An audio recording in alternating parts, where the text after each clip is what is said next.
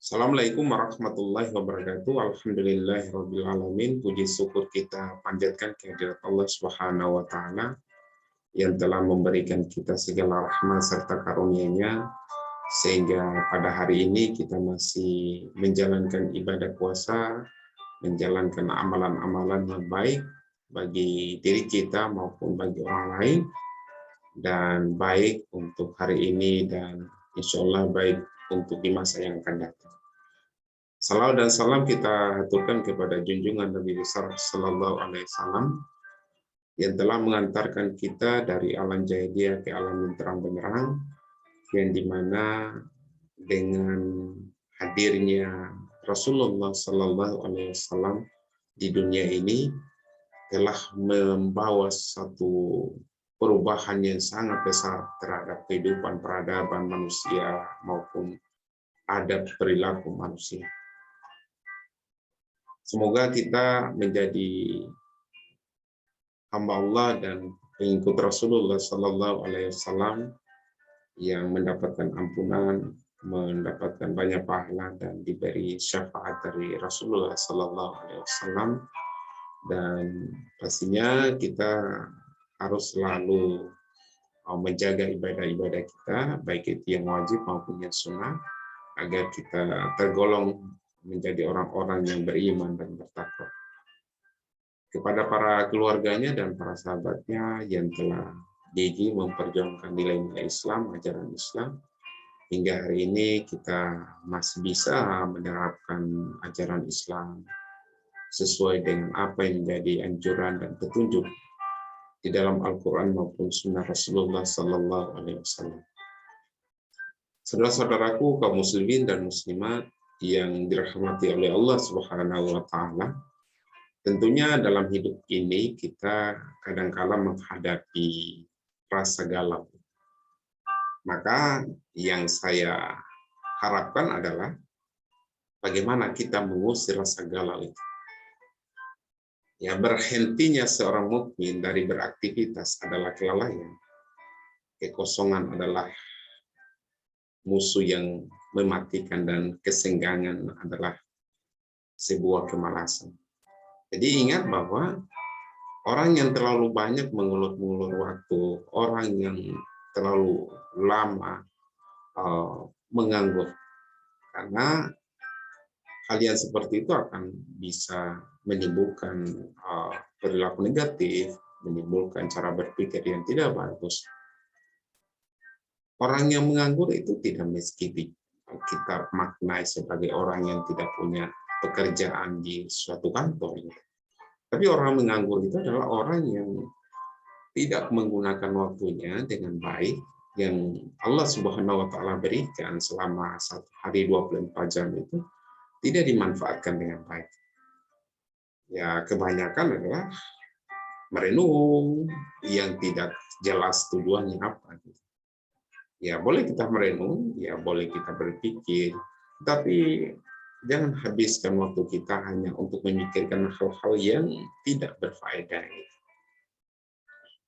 Kebanyakan orang yang selalu gundah dalam hidupnya itu selalu menimbulkan kecemasan dan mereka terlalu banyak waktu senggangnya atau sedikit waktu aktivitasnya. Manfaat yang mereka dapatkan dari semua itu hanyalah desas-desus, omong kosong yang tidak berguna. Kadangkala kumpul-kumpul sama orang-orang yang kurang kerjaannya, menimbulkan fitnah, gosip kepada orang lain. Hal yang seperti inilah yang saya katakan bahwa orang-orang yang menggunakan waktunya pada hal-hal yang tidak produktif. Ya, bisa juga dikatakan sebagai orang yang merugi dari segi waktu.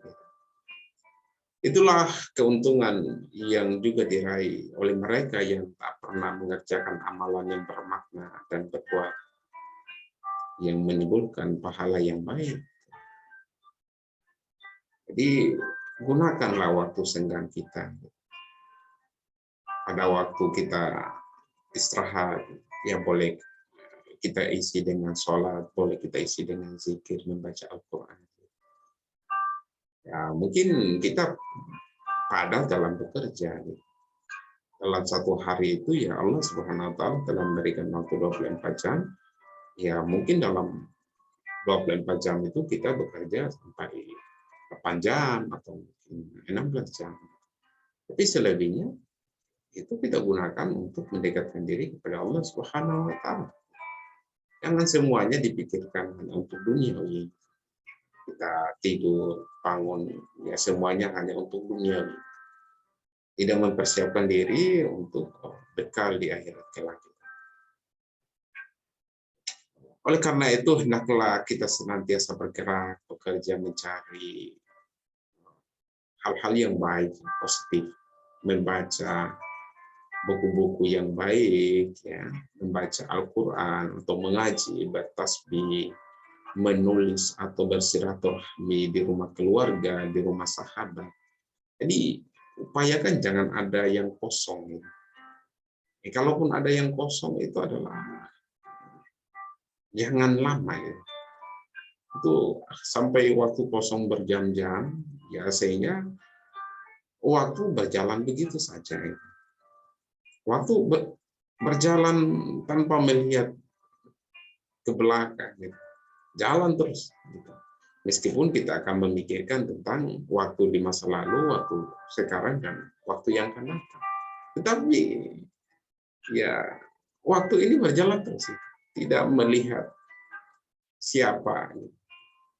Jadi kalau kita sudah mengabaikan waktu yang sudah diberikan oleh Allah Subhanahu wa taala, maka kita boleh jadi kita akan menjadi orang yang sia-sia.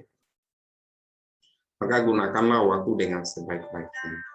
Jangan biarkan 1 menit pun waktu kita terbuang percuma. Allah Subhanahu wa taala berfirman dalam Quran surat Al-Asr ayat 1 sampai 3. Auzubillahi minasyaitonirrajim. Bismillahirrahmanirrahim. Wal 'ashr innal insana lafi khusr illa allazina amanu wa 'amilus shalihati wa tawassaw bil haqq wa tawassaw bis sabr. Demi masa, demi waktu, bahwa sesungguhnya manusia itu benar-benar dalam kerugian. Coba kita pikirkan bahwa tahu-taunya kita ini sudah, yang dulunya kita pikir remaja, ya ternyata sudah berkeluarga. Yang dulunya mungkin kita sangat ganteng pada waktu mudanya, ya sekarang sudah mulai keriput, sudah mulai berubah, sudah mulai macam-macam, yang menunjukkan bahwa kita ini tidak abadi. Kita ini punya waktu, dibatasi oleh ruang dan waktu. Kecuali orang-orang yang beriman dan mengerjakan amal soleh.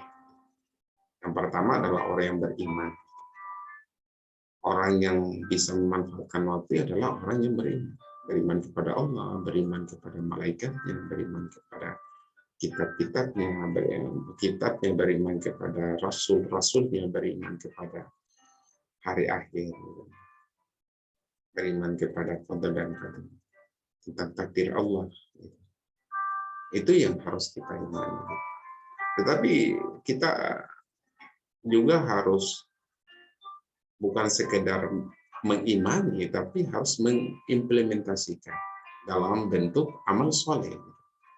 Kalau keimanan itu adalah sebuah kepercayaan dalam hati dan diucapkan lewat lisan. Tetapi dalam perbuatan itu harus dilakukan dengan amal soleh. Gitu. Amal soleh itu banyak, seperti zikir, kita puasa pada bulan Ramadan sekarang. Kita saling berbagi, berinfak, bersedekah, zakat, dan lain sebagainya. Banyak-banyak. Jadi kalau kita melihat banyak pemuda yang menghabiskan waktunya untuk hal-hal yang tidak produktif, alangkah ruginya mereka. Kemudian selanjutnya, dan nasihat menasihati supaya mentaati kebenaran. Kita harus selalu menasihati. Jadi tidak ada pemaksaan dalam agama ini. Kita masuk dalam agama Islam, tidak ada pemaksaan. kita mengikuti ajaran Islam tidak ada pemaksaan, tapi ada konsekuensi yang harus kita akan tanggung jikalau kita lalai. Gitu. Maka selalulah mentaati dalam kebenaran atau menasihati dalam kesabaran. Jadi ada kebenaran, kemudian juga ada kesabaran. Kalau ada yang salah, ingatkan dia, oh inilah yang benar. Jangan dipaksa gitu. Kalau dipaksa kan menimbulkan satu persepsi lagi, satu pemaknaan lagi bahwa apa yang kita lakukan ini tidak benar. Misalnya ajak sholat gitu. Ajak saja sholat, jangan dipaksa. Gitu. Atau ajak mari kita ngaji, gitu. Jangan dipaksa. Karena kalau dipaksa itu akan menimbulkan satu persepsi, kecuali bagi diri kita sendiri harus dipaksa. Misalnya kita mau ingin mengaji, dipaksa untuk mengaji. Kita mau ingin sholat, harus dipaksa untuk sholat. Tetapi bagi orang lain, apakah kita harus paksa? Dalam kadar-kadar atau taraf tertentu ya boleh gitu pada orang-orang yang kita kenal misalnya. Tetapi bagi orang yang kita tidak kita kenal, itu akan menimbulkan satu persepsi bahwa kita memaksakan sesuatu yang seharusnya sebenarnya baik, tapi karena sifatnya memaksa ya menimbulkan satu penilaian negatif. Nah, itu yang menasihati dan kebenaran. Yang kedua adalah menasihati dalam kesabaran. Ya kunci dalam hidup ini adalah bagaimana kita bersabar. Kita menjadi orang kaya sabar, menjadi orang miskin sabar, menjadi pejabat sabar, menjadi orang rakyat biasa sabar, menjadi guru dan dosen sabar, menjadi murid dan mahasiswa sabar, menjalani kuliah sabar, menjalani sekolah sabar. Semuanya harus sabar. Tapi sabar bukan dalam artian stop pada jalan itu sendiri, tapi kita harus jalan terus. Sabar itu adalah berikhtiar pada sebuah kebaikan dengan konsisten dan menahan amarah agar tidak memunculkan hawa nafsu. Itu adalah orang sabar. Oleh karena itu, mari kita gunakan waktu kita dengan baik, usir kegalauan, usir kemalasan, usir kelalaian, dan kita masukkan, kita isi dengan hal-hal yang baik, hal-hal yang positif, hal-hal yang bisa menyelamatkan kita di dunia maupun di akhirat. Billahi taufiq wal hidayah. Assalamualaikum warahmatullahi wabarakatuh.